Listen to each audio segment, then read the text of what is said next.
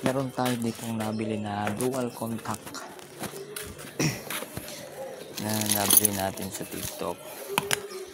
So ang kailangan mo lang is itong tools na to para matanggal mo tornilyo dito. Tanggalin mo siya, then after nun punta kayo dito sa ilalim ito. So hugutin nyo to, ikutin nyo lang siya, tapos nahuhugot na yan Tapos pagkahugot nyo ito, tanggalin nyo to yung stock na signal light dyan mismo dito.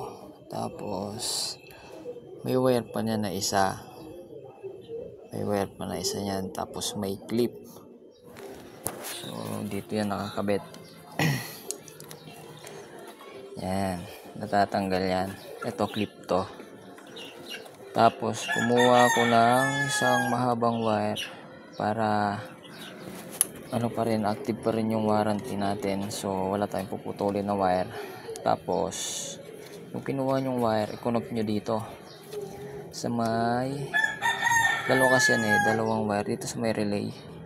Yung isa brown na may lining na white, and then yung isa solid brown. So doon nyo siya ikakabit sa solid brown.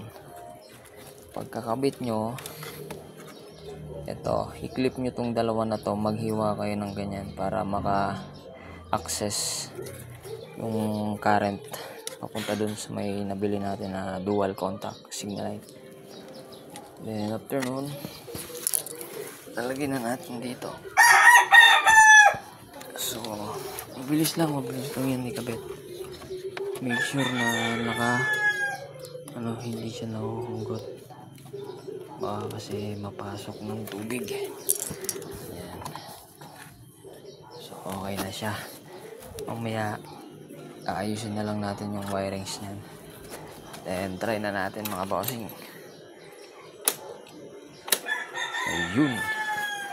So pink nga pa yung nabili ko, kulay pink, kasi ubos na yung white sana yung bibiling ko nakapark light na white, and then magbiblink siya kapag single light siya. Yan, ganyan. Yun.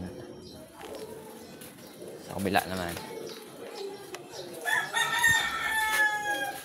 yun kitang kita.